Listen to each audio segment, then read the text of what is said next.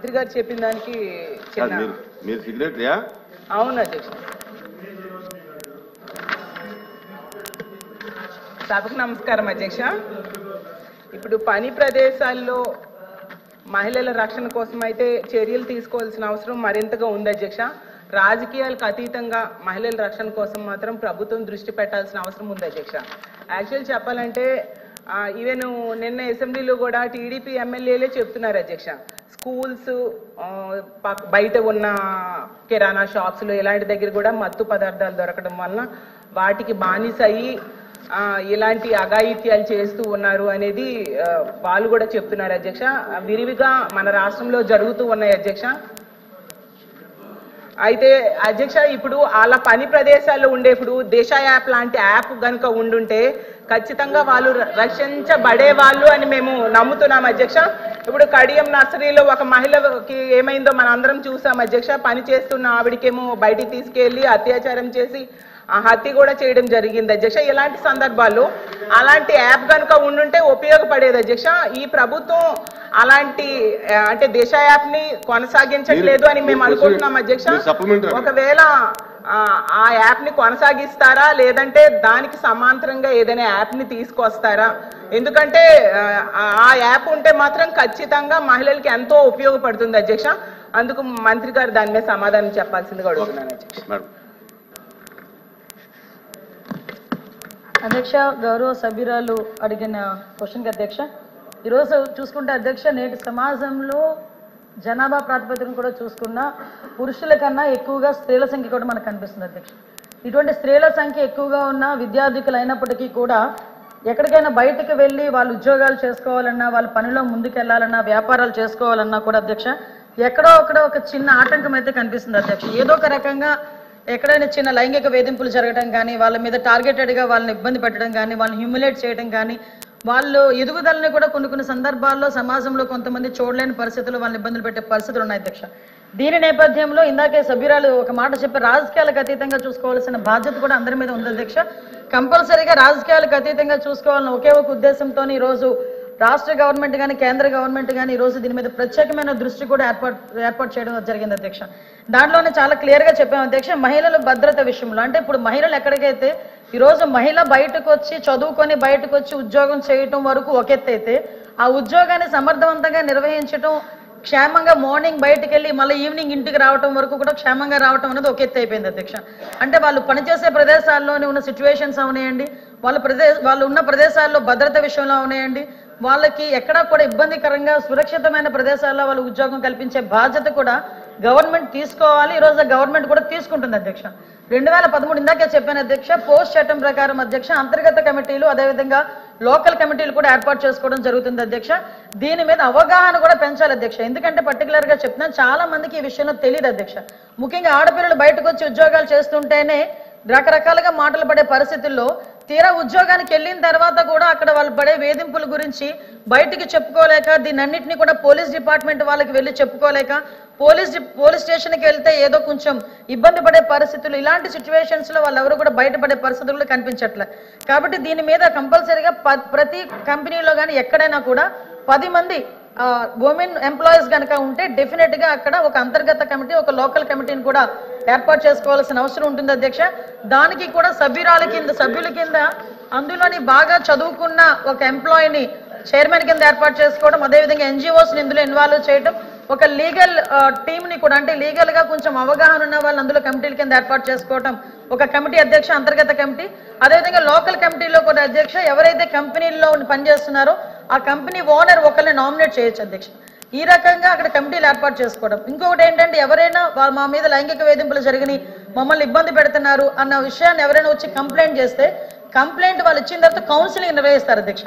Counselling నిర్వహించి కౌన్సిలింగ్లో కూడా వాళ్ళు కంపల్సరీగా అవతల వాళ్ళు తప్పు చేశారని నిర్ధారణగా కమిటీ వచ్చిన వెంటనే ప్రైమ్ ఆఫ్ అఫెన్స్ కింద కంపల్సరీగా నియర్ బై ఉన్న పోలీస్ స్టేషన్కి వాళ్ళు కంప్లైంట్ ఇచ్చి తద్వారా వాళ్ళని ఫర్దర్గా వాళ్ళ నేరం నిరూపితం అయిన తర్వాత ఉద్యోగం నుంచి తొలగించడం కానీ, అమ్మాయికి న్యాయం చేయడం కానీ ఈ రకంగా ప్రొసీజర్ ఉంటుంది అధ్యక్ష. దీని మీద ప్రత్యేకంగా నోడల్ అధికారి కింద కలెక్టర్లను కూడా ఏర్పాటు చేయడం జరిగింది అధ్యక్ష.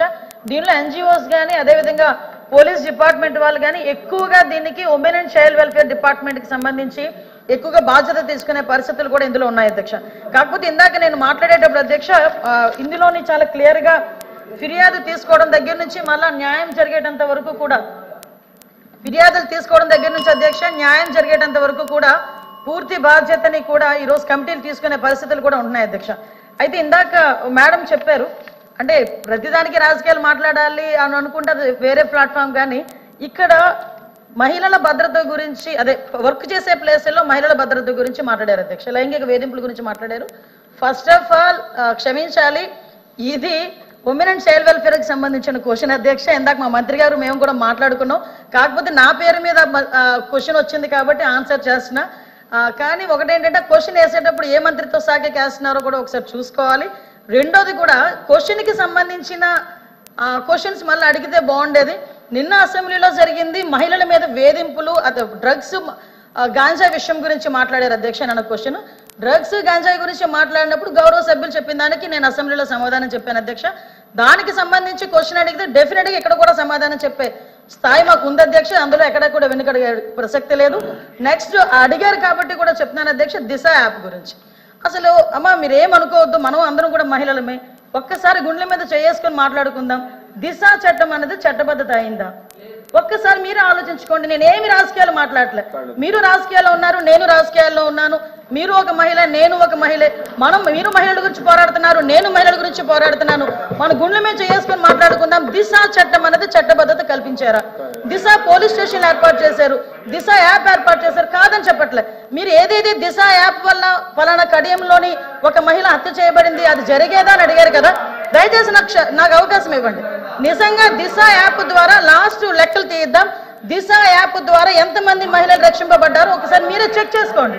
ఆ దిశ యాప్ లో ఎటువంటి శానిటీ లేదు కాబట్టి ఈరోజు ఆ దిశ యాప్ ని కూడా మేము పక్కన పెట్టి కొత్తగా శక్తి యాప్ అని తీసుకొచ్చి ఆ యాప్ కూడా నెట్వర్క్లు పనిచేయని చోట కూడా మహిళ ఇబ్బంది పడితే ఇమీడియట్ గా యాప్ ద్వారా నియర్ బై పోలీస్ స్టేషన్ కి ఇన్ఫార్మ్ చేయడానికి రూపొందించేటట్టుగా ఈరోజు శక్తి యాప్ ని మేము ఏర్పాటు చేస్తున్నాం.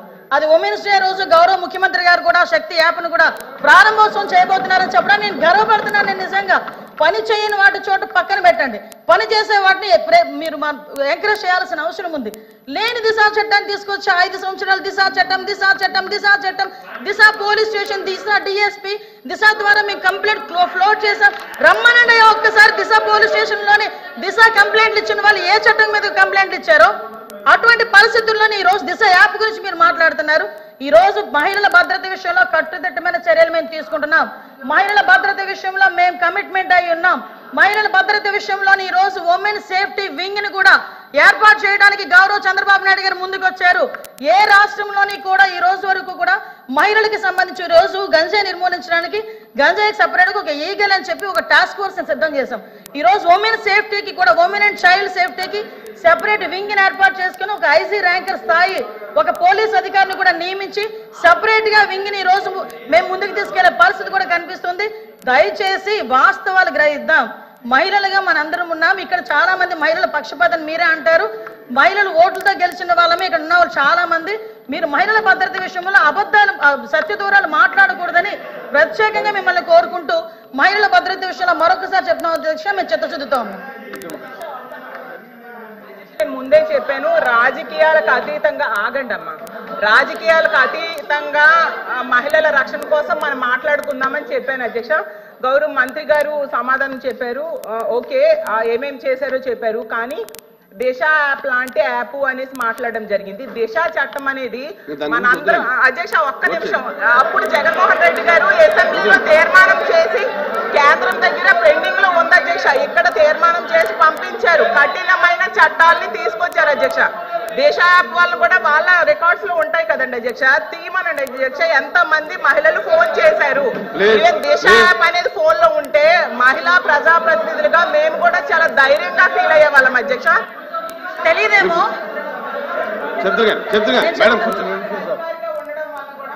మహిళలు చాలా ధైర్యంగా గా వెళ్ళి కంప్లైంట్ ఇచ్చేవారు అధ్యక్ష. నేను కళ్ళతో ప్రత్యక్షంగా చూశాను. ముందే చెప్పాను, రాజకీయాలకు అతీతంగా మనం మాట్లాడుకుందామమ్మా. ఇప్పుడు ఈ ప్రభుత్వం వచ్చి 9 నెలలైంది, దిశ యాప్ లేదు కాబట్టి దానికి సమాంతరంగా ఇంకొక యాప్ కావాలి ఈ రాష్ట్రంలో ఉన్న మహిళలకి అని నేను అడిగాను అధ్యక్ష, చెప్పారు. కానీ దిశ అధ్యక్ష మేడం కూర్చొని చెప్తారు కానీ రాష్ట్రం నుంచి అనుమతి పొంది కేంద్రం దగ్గర పెండింగ్ ఉంది అధ్యక్ష. వాళ్ళు కూడా కేంద్రంతో ఎలియన్స్ లో ఉన్నారు కాబట్టి ఆ చట్టం